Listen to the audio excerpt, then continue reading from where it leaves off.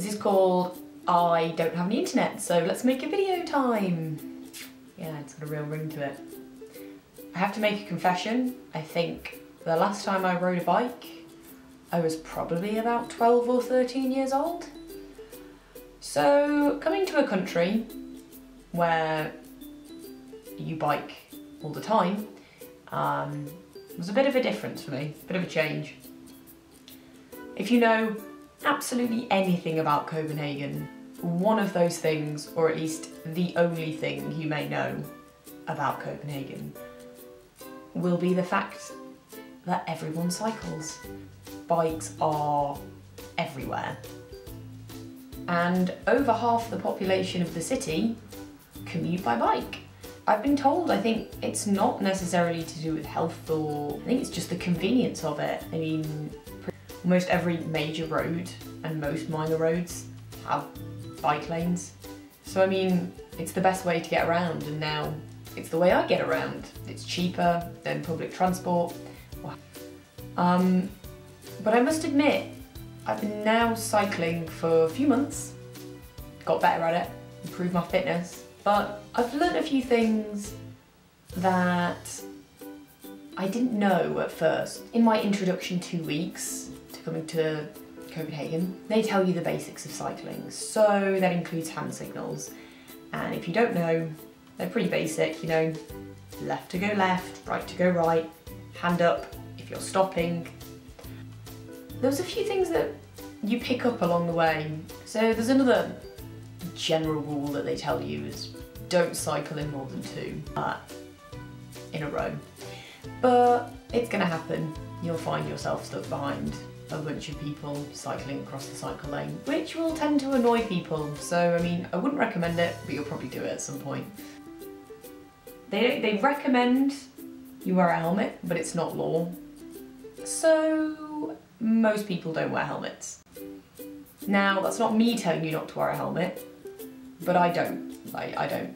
And I probably should, but most people don't. Yeah. But anyway, I was hit by another bike. Where was I hit? In the side. Where was the most pain? On the side, when I impacted the ground. And my instant reaction was, yeah. But something you must remember, must, is bike lights. Bike lights will be the bane of your life.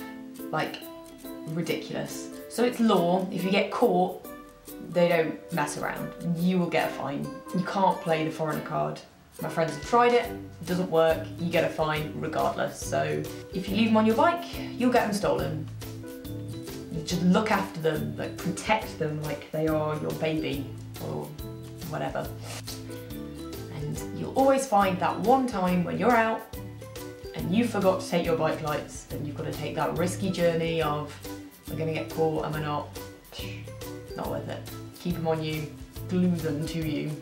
So you'll also encounter some different types of cyclists.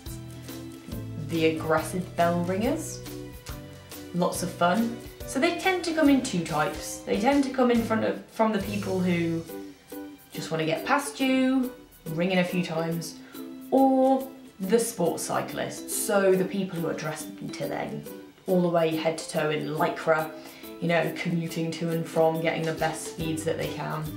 And they will ring, ring, ring, ring, ring. Once they're past you, they'll give you the glare, you know, you were in my way, and I'm making you know that you were in my way. So it's almost like tutting in the UK. If you don't know, the British way of telling someone that they pissed you off is to tut. You can't say it, you just tut. It's just the way. But over here, it's the bell ring, and it will haunt you in your dreams. And the other one is the box bikes. Now, I love the box bikes, as in they're a great idea. They, to me, are like the Land Rovers or Range Rovers of the car world, which, what I mean is, they think they own the road or own the cycle path. And I encountered this the other day on my cycle to uni, and we were at a crossing. We came across the wide crossing into the narrow bike lane. I looked at him, he looked at me. We eyed each other up, who was gonna reach the bike lane first. And he came and rammed straight in. And he was like, no, of course he didn't say this. He made a point, like, he owned the cycle path because he was bigger than me.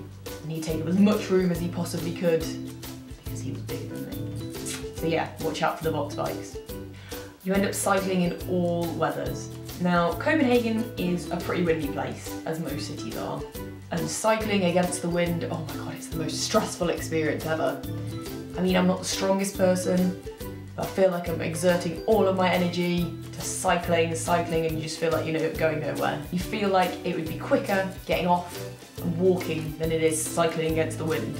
The rain and snow in the winter, and you're freezing cold on the outside, but you're sweating and dying on the inside underneath all your layers because you're really cycling into the wind and cold and rain, and it's a stressful experience, but you put up with it. And something else I didn't think I'd ever do would be cycle drunk. And I have never cycled drunk, however, I know people have. And I've also never fallen off cycling drunk. And I'm not telling you that you will cycle drunk, but it happens. When I'm telling my friends from home about my nights out, and I'm like, so I was cycling back, and they find it hilarious because they're like, you cycle on a night out? It's just not done at home. It's just not done. We don't cycle as much back in the UK. And the problem is we don't have the space for bike lanes, which is great because Copenhagen was prepared for it. And when they do put a bike lane in, they tend to put them with the bus lanes, which I can't see it's the safest thing ever. And I'm pretty sure like once a day someone in London gets hit by a bus or a car or something. It just doesn't feel safe. But here, it does. So drunk or not, you can feel safe. I love cycling now. My bike has become like my third arm. What used to be my car is now my bike. I still yet to have a name for my bike. I'll see you next time. Bye!